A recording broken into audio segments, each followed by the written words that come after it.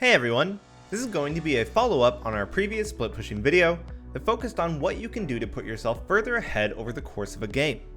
In this video, we'll be covering how you can have map impact by using your split push to help out your team instead. Before heading into our missions, let's familiarize ourselves with some terms that we'll be referencing constantly throughout this video. When split pushing, there's going to be 3 different zones in the side lane that you need to be aware of. Minion waves can be in the collection, neutral, or pressure zones. You and your opponent's game plan will usually revolve around which zone the minion wave is in. If the wave is in the collection zone, you more than likely want to go clear it since it's so close to your tower and you don't want to miss any farm.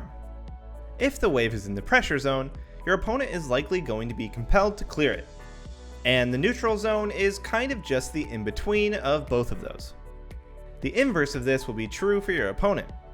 If the wave is in your pressure zone, it just means that it's in their collection zone.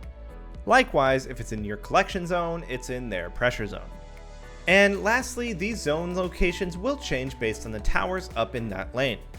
The collection zone is always near your tower, and the pressure zone is always near the enemy tower, with the neutral zone obviously being around the middle, like in this example. With that out of the way, let's get into our missions. Your first mission is simply to shove the wave as far into the pressure zone as possible. By doing so, you're forcing your opponent to respond and go clear it, otherwise they'll fall behind in farm or take tower damage. Mission 2 is to roam anywhere afterwards and look to do something on the map with a numbers advantage. Remember, you have forced your opponent to go collect the wave. This is your time to look to force a beneficial 5v4 on the map. You can do anything with this number advantage. You can look to force Baron, Dragon, Rift Herald, the team fight for vision control, or just contest a Raptor camp. Regardless of what you're doing, you will be there before your opponent, giving your team the upper hand. So let's talk about why this is good and important to do. For starters, this is a good way to make sure that you maintain high farm. You'll constantly be shoving waves before you group, which will naturally keep you at a high CS score. Secondly, regular split pushing is oftentimes impossible unless you're really ahead. If you try to shove the wave and pressure your opponent, they can usually just clear the wave from safety of their tower. And finally, this promotes predictability in your games. By doing this, you are reliably obtaining a map numbers advantage, which can only be beneficial for your team. Rather than applying these strategies, we notice that a lot of players tend to just run down mid when they recall or respawn in base. The problem with this is that you are usually handshaking a teamfight with the enemy team. This is horrendous for improving or climbing elo. If both teams are just fighting mid 5v5, you're literally just playing Yahtzee. There's no strategy and it's going to be a 50-50 as to who actually wins the fight. So let's look at a prime example of this tactic being used. Here we see Kennen take the first tower and immediately shove the following wave, forcing his opponent into Gangplank's collection zone.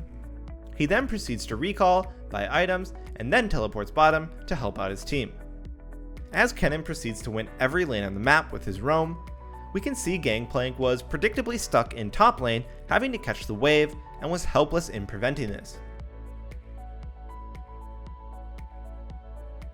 After all of that, Kennen is still able to walk back top to catch the wave in his collection zone since he pushed it so far into the pressure zone. Gangplank had no time to even get into Kennen's tower. So obviously it won't look like this most of the time. While you can go on solo adventures to win the game, you'll typically be grouping with your team to get something done together. Let's watch Splice's Vizichachi apply this strategy on Aatrox. We see him push a wave into the pressure zone, which allows him to take the Krug camp uncontested because Sylas is forced to farm the top wave. But he soon notices that no one is collecting in bot lane, so he recalls to go collect that farm himself.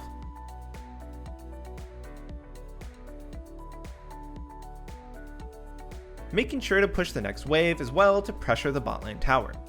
With the knowledge that someone is likely going to go bottom, he moves up in the river to assist with the Kiana kill. Then, once his team gets confirmation that Sylas is indeed bot lane, they continue to brute force a fight with their numbers and pick up another kill. If you paid attention, you'll have noticed that for the past 2 minutes or so, Sylas has been unable to impact the map at all. Vizichachi's continued shoving has forced him to spend most of the time reacting and clearing waves. This is why this strategy is so consistent and powerful. There's likely an immediate question that you may be asking yourself.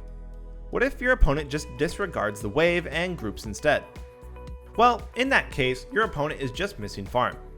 If they're continually grouped, you could start pressuring towers by split pushing normally, or honestly do whatever you want. As long as you're shoving waves into their tower and they aren't picking them up, they'll fall incredibly far behind. Another consideration to keep in mind is to not be results oriented about this strategy. For that, let's watch a replay from Gen G's Cuvée. We see him apply this strategy and shove the wave, then start moving towards his team in the mid lane. Unfortunately, when he collapses to fight, both Gangplank and Lissandra teleport, meaning that this was just a straight up 5v5. Despite the fight being lost, it doesn't mean that his play was incorrect. Coin flip fights are always going to happen in solo queue. It's better to have shoved in the wave denying farm before the fight happens than to immediately go and fight. Before this play though, Cuvée made another important decision. We can clearly see Kai'Sa pushing the wave into Cuvée's collection zone, yet he opts to walk to Dragon. Pushing and then collapsing takes time, and if a fight is imminent around an important objective, you should likely just start heading there immediately, especially if your teleport is down.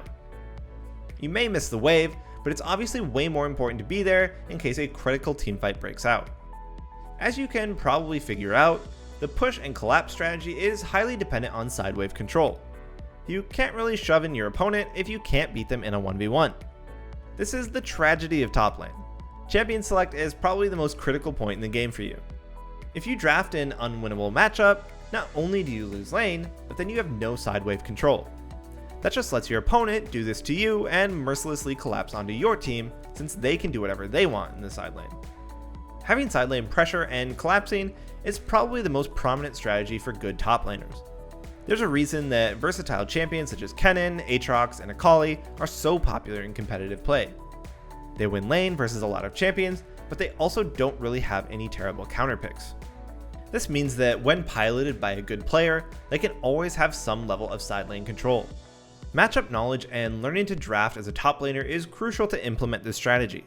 Or you can become so good at a specific champion that you can just blind pick into whatever. Champions like Yasuo, Riven, Renekton are sort of like that. They take some skill to pilot, but if you become really skilled with them, you can typically blind pick them into just about anything. If you do find yourself in one of these unwinnable matchups though, for example something like Sion versus Fiora, you'll have to settle for just clearing your collection zone. Otherwise, you'll likely die in the neutral zone to the superior 1v1 champion. Clearing the collection zone will give you a bit of time to group, so use that little bit of time with your superior team fighting champion to try and win the game. Alright, that's it for this video. We highly recommend that you consistently apply this strategy whenever possible, since it is the staple of top lane play. You will for sure have higher impact games and win more games if done correctly. Thanks for watching.